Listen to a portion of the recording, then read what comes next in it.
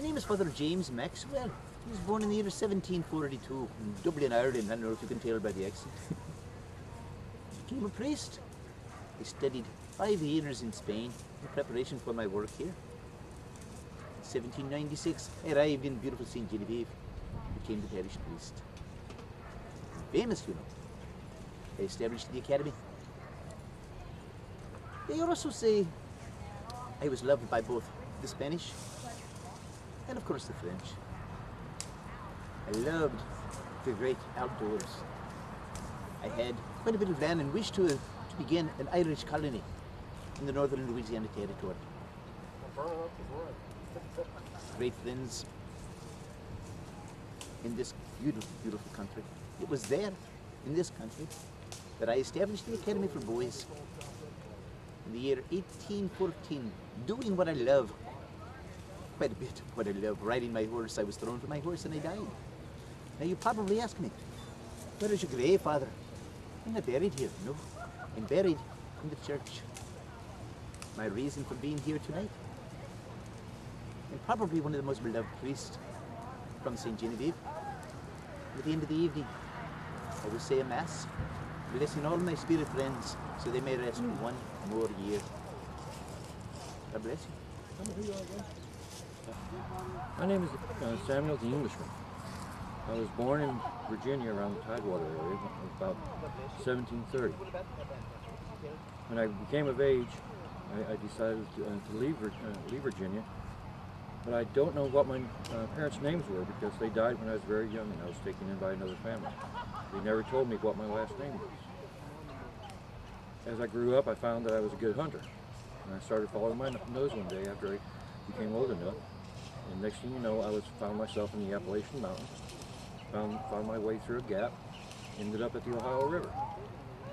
Still following my nose, trapping here and there for people and hunting for people to make my way, I ended up all the way over here at the Mississippi River.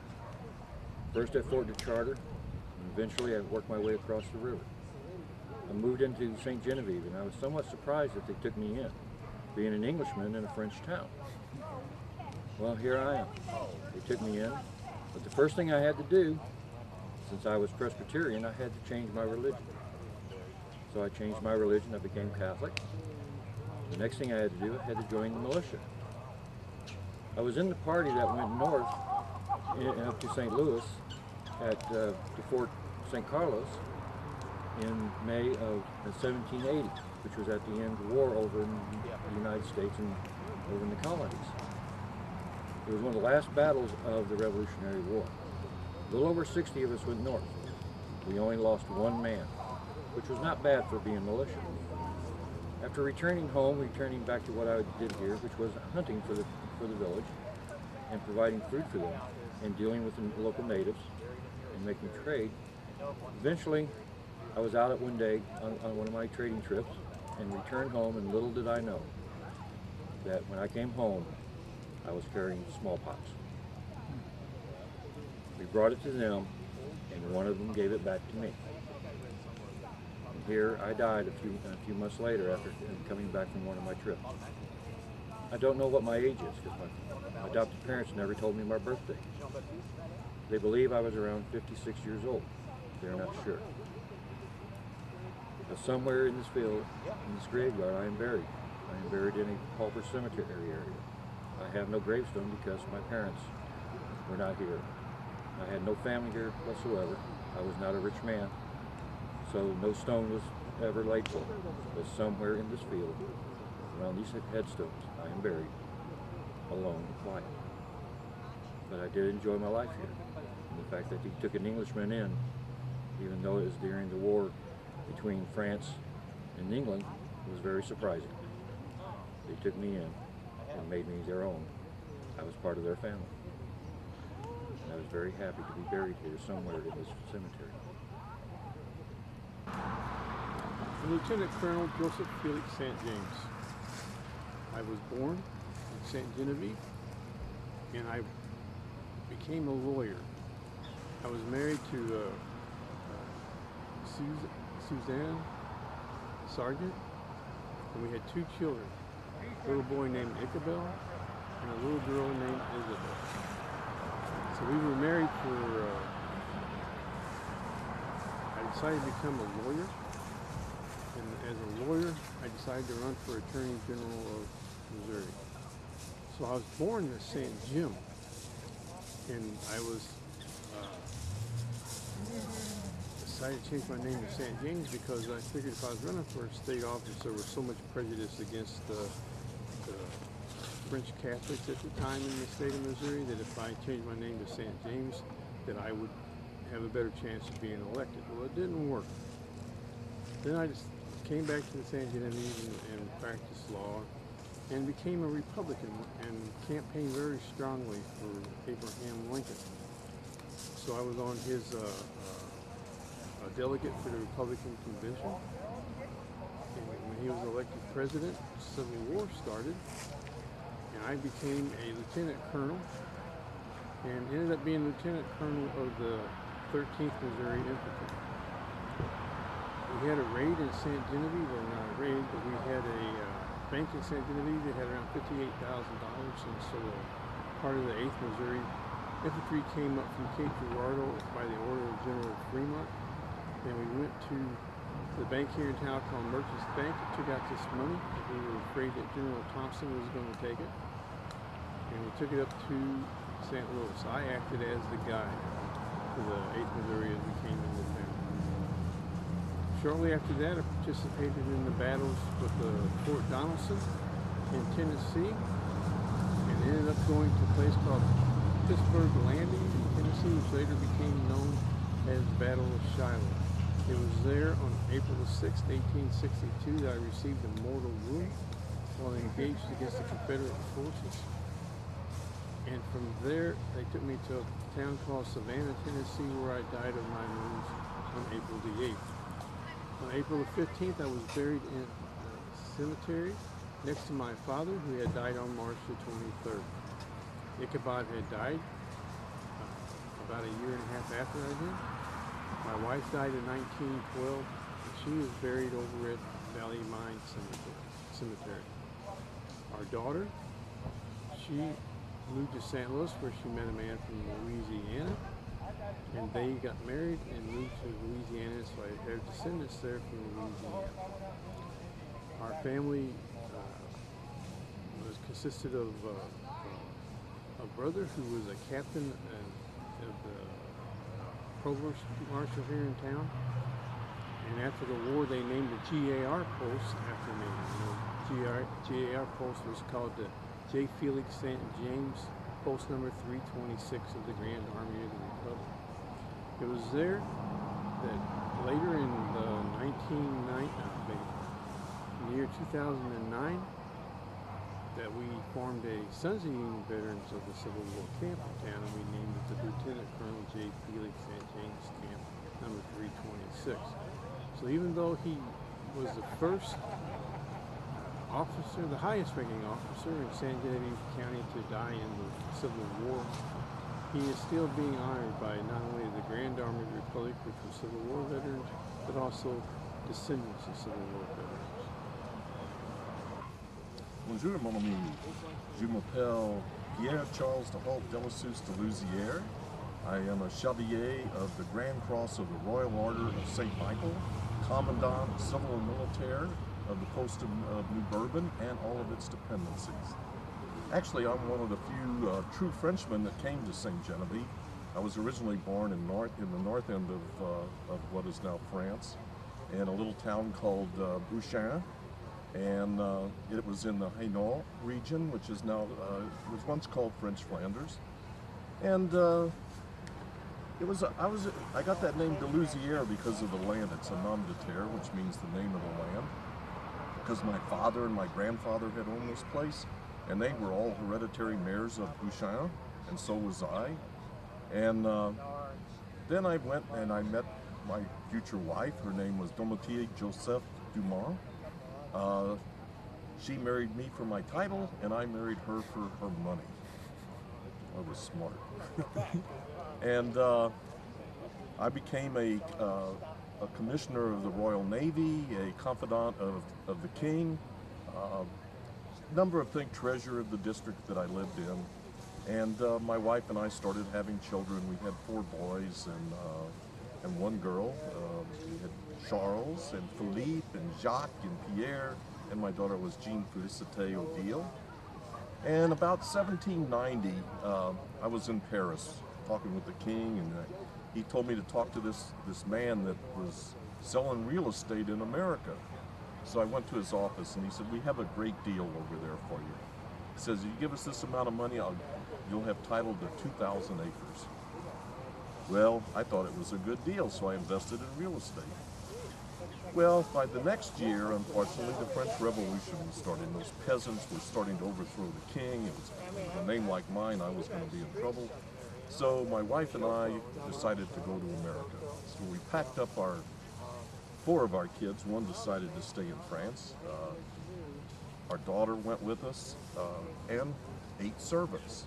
And we got to a ship in Havre de Grace, and when we got on the boat, the guy said, "We're going to charge you more money because your passport says you only could take 3 servants," and I had 8. So we sailed to America with my children, the servants, a harp, and a big painting. And we ended up in Pittsburgh, and there we found out that this land deal that was so good had been a scam. It's called the Scale of the Land Company. And a lot of Frenchmen had been taken in by this. So I find out that I don't have any land. So I have to buy a house in Pittsburgh, use my money there. And then about 2 years later, I discovered that one of my friends from the same region of France was the governor of Louisiana. His name was Francisco Louis Hector Baron de Carondelet. So I make a trip down to New Orleans, and I say, "Francisco, I got a deal for you. If you give me this district up in the mid-Mississippi Valley, I will build mills, I will do all kinds of things to and bring Frenchmen from Ohio, those ones that were swindled, and we'll have a big French colony." He said, "Okay." So I got the land.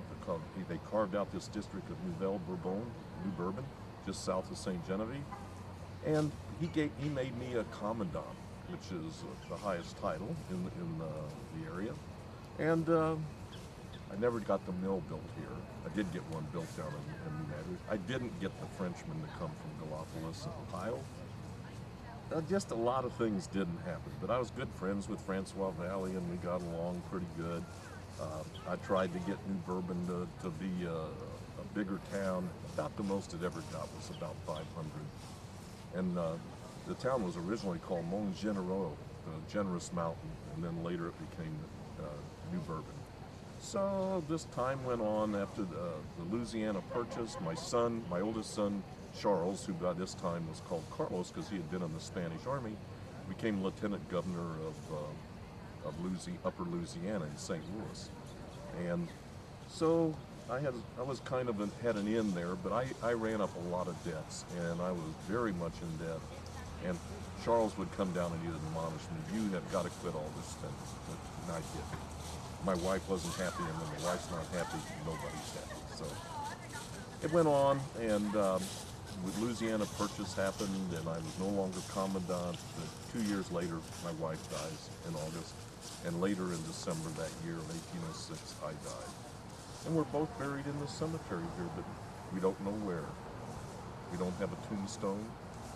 My son Charles, who had been lieutenant governor, ends up penniless down in Louisiana and dying in 1843. The only remembrance of me in this area is a little town on the outskirts of Farmington called Delassus. And that's it. That's the story of Pierre Charles Delassus de Louisière. Good evening. This is the compass. Oh. My name is Robbins, Prospect Robbins, Inspector Robbins, a native of Massachusetts. I was born in 1782. I moved to St. Charles in 1810. What brought you here? What brought me to St. Charles was a prospector. I'm a surveyor, Okay. and I was the only teacher of surveying in this area. Myself and Joseph T. Brown are the 2 original surveyors that started the survey work after Louisiana Purchase. Wow. married in 1816 to my wife, Elizabeth Evans. We had 2 children, Joseph and Jesse. They both grew up here in St. Genevieve. Yes. Joseph was the coroner for years. Jesse was an attorney, recorder of deeds, and he was in the Missouri Congress. Just west of the post office downtown was a house Jesse built. You could walk by and see a plaque on the side, Jesse B. Robbins' house. In May of 1847, I was baptized. My wife always wanted me to be baptized. June 3rd, 1847, I passed away. And I'm buried somewhere in here. In 1847, yes. 65 years old. Passed away from, I don't remember. I guess I should have made something up. I wasn't well. Snake bite. That's a possibility. Thank you very much. This is the compass we use to survey. There's the chain we use to measure that. That was just a reproduction. Yes. It's a very good shape. I was going to say. It's a very good trail. Bonjour. My name is Genevieve. I was born in 1767 on the island of Kaskaskia. I found the love of my life on the island, Francois Yanis. He was the captain of the militia. So we married. I was 25. I'm a little older, but we were very happy and I waited for him. Well, his parents moved from the island over here and built the Green Tree Tavern, which is the oldest building west of the Mississippi. My mother-in-law passed away sadly, so we moved over here to help him run the inn. During that time, we had our family. We had our first child died, which we're very sad about. Antoine, he did very well. He married into the Beauvais family. Very nice. Marie-Louise, well, she married into a really good family too. She married into the Jean-Baptiste Ballet family. She married Jean-Baptiste Ballet Jr. And he was a little bit of a wildcat. But she did the best she could. She had some health issues and she passed away. But my daughter Pelagie, who I named after me, thought she could take care of him and tame him down. Well, it didn't work. She had to file for separation because she couldn't put up with him. My other children, they all did well. Francois and I had 40 years together. We had a great time. He was overseer of the big field for a while. We had a wonderful life living there in the Green Tree Tavern. The sign can be found in the museum of the original sign that we had on the tavern. I died at age 65. Wasn't just of old age, but we had such a wonderful marriage. Francois could not live without me. He followed me less than a month later. And we are here with all of our children and my family, so I get to spend eternity with my home. And who are you now? I am Pelagie Genevieve Yanis. What was the last name? Yanis. It looks like Jonas, but the J is spelled with a Y. Oh, okay. Okay. So, and these are some of my relatives here. Welcome to, I would like to say my grave spot, but this is not, because right now I don't exactly know where I'm buried at. I'm kind of a wandering spirit. My name is Furman Rozier. I am the son of Ferdinand and Miss Constant Roy, who fathered 10 total children. 8 sons, 2 daughters. I was one of those. July 31st, 1820, I come into the world. All right, but they also had 110 grand and great-grandchildren altogether. Now, the great thing about my father is that he went into business with a very famous person I'm sure you've probably heard of, John James Audubon, the famous painter of birds and animals. They're both born in the same place over in France, made their way over to the United States, started a lead mine in Pennsylvania, took their business ventures elsewhere, down to Kentucky, had a couple stores, bought several goods, made their way up the river to St. Genevieve. One of those goods was a boatload of whiskey. And if you know anything about this lovely town of mine, it is that whiskey sells well. And it sold quickly, like hotcakes. When I was 12, I went to St. Mary's College down in Perryville, which is the first college in the state of Missouri. And like any person that's involved with school quite a bit, you kind of think to yourself, oh, I wonder what else is out there. Money kind of speaks. And so I decided to enter the steamboat industry on the Vandalia, going back and forth between St. Louis and New Orleans for a while.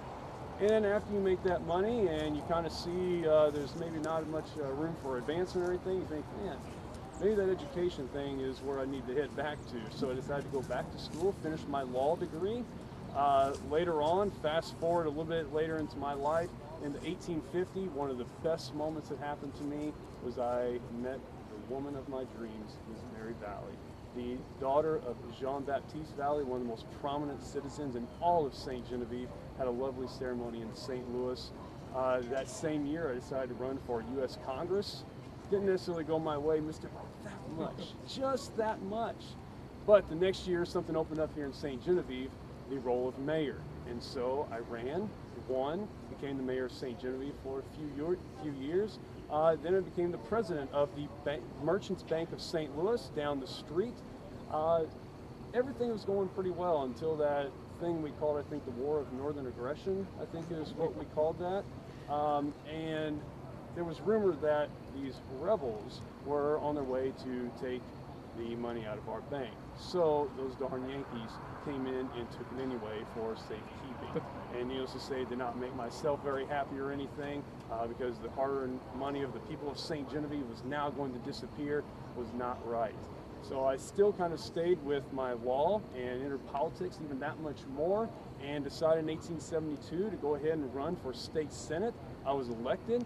One interesting thing about Missouri too, or I should say St. Genevieve individually, is that we have 5 people, whether they are from St. Genevieve or adopted St. Genevieve as their home, that were U.S. senators from this town, which is really interesting. One of those gentlemen that I would love for you guys to meet tonight is my fabulous friend up there, Mr. Lewis Lynn. All right, so if you guys get a chance, definitely it would be in your best interest to talk to him. So, but my name is Furman Rozier once again. I'm glad you all decided to visit me tonight. It's a beautiful October night here as well. Yes. So, are there any questions that you might have for me? You said you married, who was that again? Mary Vallée, which Vallée. is Jean-Baptiste Vallée's daughter. Okay. Yes. Yes. And Jean-Baptiste was well connected. Anything that was a profitable business venture in St. Genevieve, he had his hands in it. At one time, one of the things that he really was into was tobacco. And the production of the tobacco exceeded, I think, 2,000 pounds a year, which was the most anywhere in the upper Louisiana territory here as well. So he definitely knew what he's doing. He was definitely into the salt and lead mines, wheat. All right, there were several business ventures that he was into. So anything that was going to make him some money, you knew where Jean-Baptiste was going to be. So I guess somebody could say that I married well. Yes. Thank you. Thank you guys. I'm Senator Louis Field Lynn. I was born in 1795 near Louisville, Kentucky. My dad was a pioneer, captured by the Shawnee Indians at one time and held captive for 3 years until he escaped. My half-brother was, my mother was the widow of Eshel Dodge of St. Genevieve, and my half-brother was the second sheriff of St. Genevieve County. I studied medicine, was a surgeon for Dodge's troops in the War of 1812, completed my medical studies in Philadelphia, Pennsylvania in 1816, moved to St. Genevieve and married Elizabeth Welch, the love of my life, in 1818, excuse me. And we had 3 children, the youngest of whom died at a young age. In medicine, I was quite interested in treatment of cholera, corresponded with people in Europe, and became known as somewhat of an expert in this country, and actually participated in 2 cholera epidemics. Well, in the late 1820s, they convinced me to run for office, and I was elected a commissioner in St. Genevieve. And then in 1829, I became a state senator. And in 1832, on the death of the junior senator from Missouri, Mr. Bruckner, I was appointed to fill out his term, and then was appointed again in my own right in both 1836 and 1842. Well, while in the Senate, I was quite interested in westward expansion.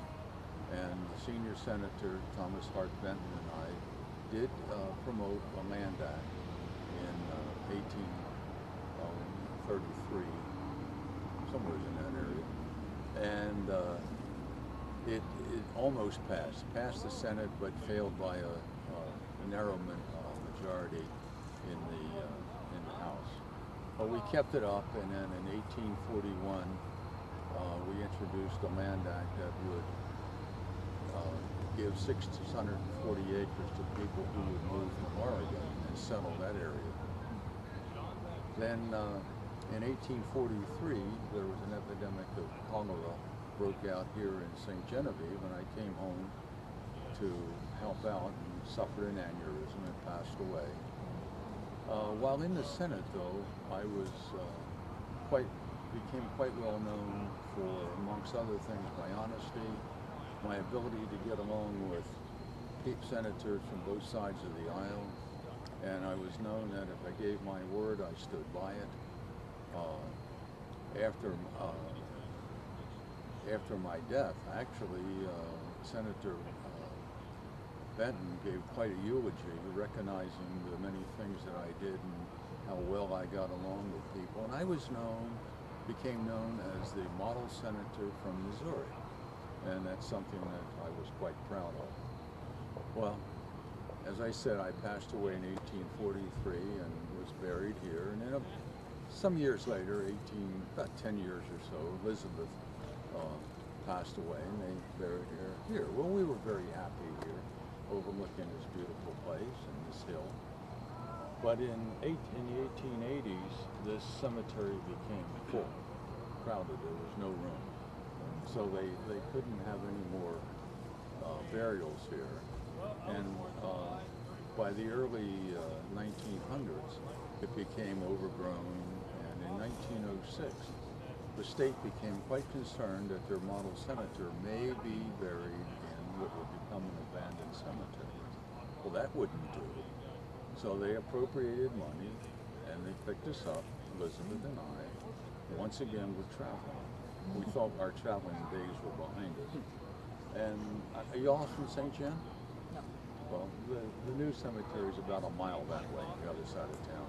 So they took us over there and found a nice place for us. We became quite comfortable.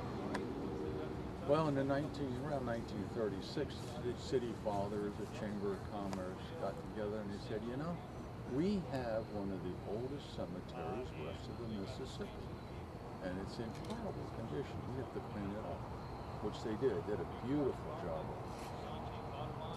And then one day they're sitting around and they're scratching their heads, and they said, you know, Senator Lynn doesn't belong over there. He belongs back here. So guess what? Elizabeth and I travel again. Well, this time when they pick up my coffin, it's a copper coffin with a glass faceplate and then a copper cover over that. Well, the hinges on the cover kind of were rusty, and the coroner, Leo Bosler, who was in charge of this travel tour at the time, opened it and lifted the cover, and you could look through the faceplate and you could see me, and I'm perfectly preserved. You can see my goatee, you can see my eyebrows, and word spread quite fast. By the time Elizabeth and I got here, there was quite a crowd waiting to see us. They even let kids out of school. A friend of mine stopped me right here the first time I ever did this and said, yes, I was in that group. I don't know if she was in kindergarten or first grade. And she said, I came up and I saw you. And then she paused and said, I didn't sleep that night. Anyway, Elizabeth and I are back here now, and very proud to be in the cemetery. And as you know, the foundation is working on restoring it. And we're about halfway done. In the last 10 years, I guess, we've done the fence, we've restored a lot of the monuments down here, and we're about halfway done. We need another 150,000 or so to finish it up. But we're quite comfortable. My name is Caroline Sweek, and I was born in 1804, but unlike many of the other residents here, I was born in England. My family moved to the United States and we settled in Virginia. And it is there that I met my husband, Martin. We came out west and settled in St. Genevieve, and we have 12 children. Unfortunately, we both contracted cholera in the spring of 1849. And despite attempts by Dr. Lin to treat us for bleeding, and he bled us, we tried sweating, treatments of opium, and we were given teaspoons of tea to try to satisfy the thirst. But unfortunately, my husband died in April, and I died 1 week later, May 2nd, 1849. So my children that were still living at home were most likely farmed out or could have been sent back to Virginia to live with family. I am German, or rather was German. My German's a little rusty, so I'll be speaking to you in English. So, unfortunately, my story is rather short and rather sad, as was my life. So, I was born in Bolshek, Germany, which is a sister city to St. Genevieve. I was born in 1822, and at the age of 18, I married my husband Lawrence, who was a farmer. We decided, after having our daughter Sophie in 1842, that we were going to come to America in hopes of giving her a better life. So we arrived here, actually down in New Orleans in January of 1843. We traveled up the Mississippi here to St. Genevieve, where a lot of our family and friends from back home had already settled. Unfortunately for myself, in March, 4 short months later, I ended up passing away. I didn't know it at the time, but I'm told today it was most likely cholera. As you'll hear with a lot of the other unfortunate incidents here this evening. I passed away on March 14th, and Sophie's first birthday was March 13th. My husband Lawrence, he, having our 1-year-old daughter, went ahead and remarried. About 3 months later, he married another woman from back in our hometown. Her name was Regina Kirchner. He went on to have 11 more children with Regina, and he outlived her as well. So this is where Regina was. We have matching headstones. Lawrence married a third. This is you. This is me.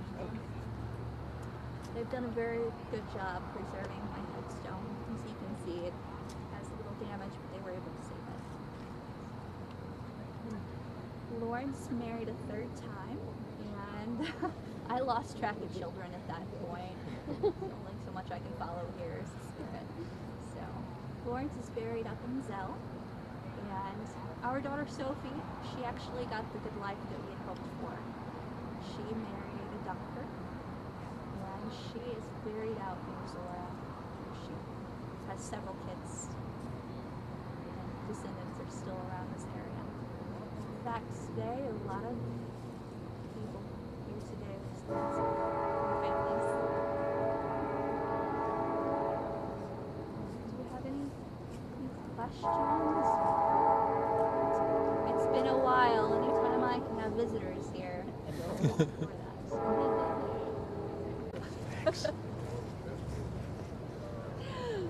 Good evening.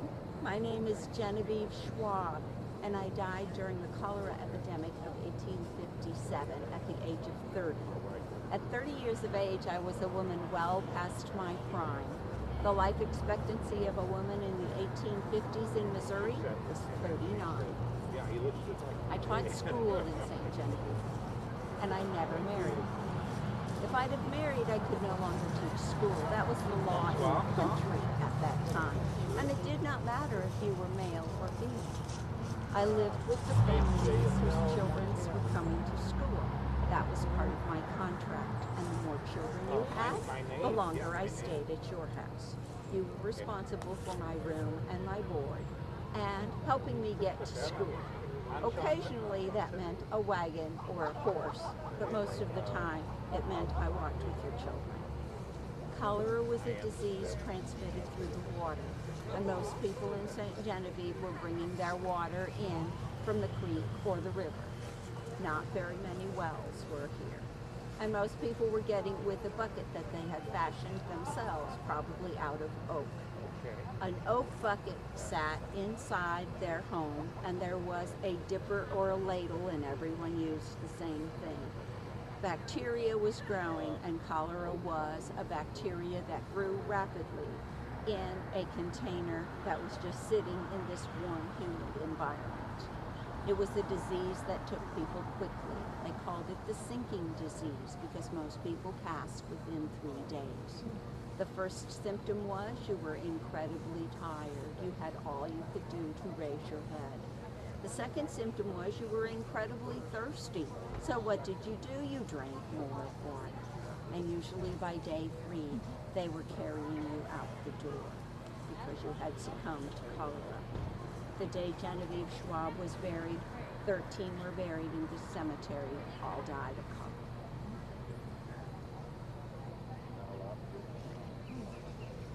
Thank you. My name is Francois Leclerc, and I'd like to welcome you to one of my grave sites and the grave sites of many of my family members. I arrived in St. Genevieve before February of 1771, and I came here for one reason. I came here to serve, since I was an educated man, to serve as the secretary and scribe for the civil commander, the military commander, and the wealthiest man in the upper Louisiana territory of Francois Valley. And I'm responsible in my handwriting between 1771 and 1784. I composed thousands of pages of civil documents that you'll find in the St. Genevieve County Courthouse and also in the archives in Seville, Spain, since we were a Spanish territory at the time. In 1776, I married Marie Louise Valley, and she is the niece of Francois Valley. A year later, we had our first son. We named him Francois.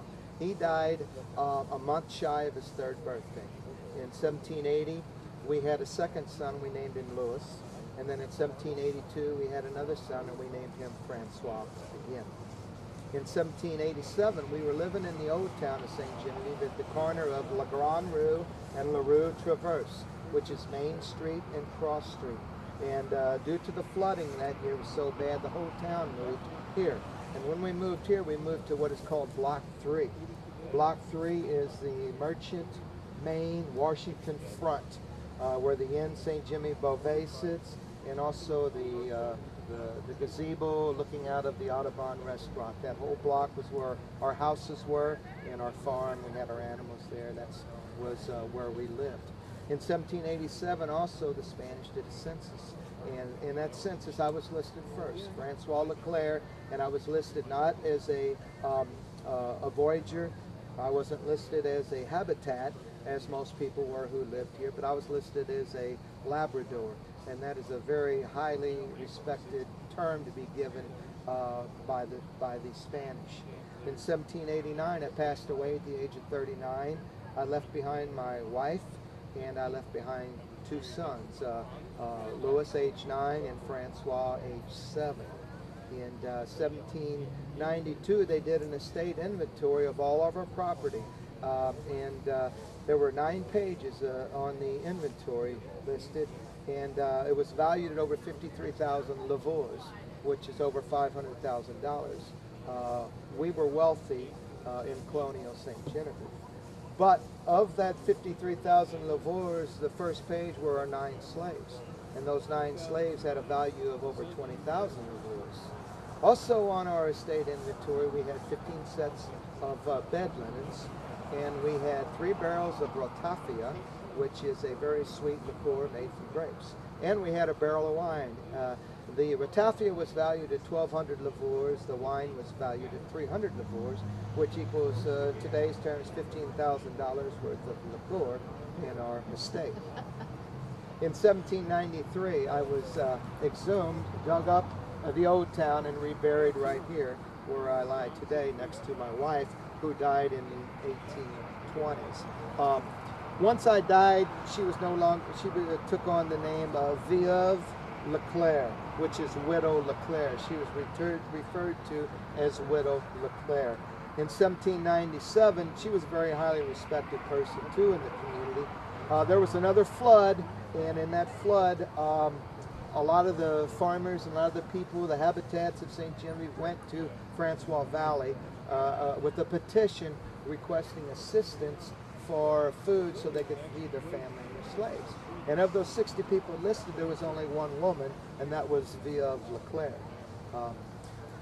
We had Francois, the youngest son, is buried here. He married Felicity St. Jimmy Beauvais. Felicity St. Jimmy Beauvais is the daughter of Vital St. Jimmy Beauvais and Felicity Yanni. Felicity Yanni is the daughter of Nicholas Yanni, who built the Green Tree Tavern, if you're familiar with that building. Anyway, Francois Felicity had 6 children. 2 of them are buried here also. Felicity DeSilly, the oldest, that's her tall tombstone sitting right there. The next son the child of the 6 was Francois Edmond, and he moved to the Meneth area, and he's buried in St. Mary's. The third one is Diana Marie, and Diana Marie and her infant daughter are buried right here. Diana Marie had married Michael Brindamore Menard. He's the founder of Galveston, Texas, and Diana Marie and their daughter, infant daughter, were on their way to Galveston when they both died of cholera and brought back here and buried. The next 2 children of Francois and Felicity were the twins, Juliette Rosine and Susanna Marie. And they both married Menards also. One married Bedard Menard, the other one married Pierre Menard. And they're both buried in Galveston, Texas also. And then the youngest is Isidore LeClaire. He had a son before he moved to Galveston, and he's buried over there in the next plot. But Isidore went to Galveston, Texas, like the other 3 siblings older than him, and he was the secretary for the Wharf Company for 30 years down there, which is a company owned by Michael Brindamore Menard. By the way, if you go to Galveston, Texas today, there is a mansion, Michael Brindamore, and it's a tourist attraction. You know, a lot of people go through there. It still sits in Galveston, Texas. But Isidore, when his wife died in 1890s, she left over $12,000 to the Catholic Church in Galveston, Texas. So they were very, very wealthy also. You know, and I mentioned we have a lot of family members here. Felicity DeSilly, the oldest of my grandchildren, the son is standing right over there. His name James Felix, but there's a story behind him and why he changed his name. And if you are going that direction, I won't say any more. But if you're coming this direction, you know what I'm talking about. Thank you all for visiting Francois LeClaire.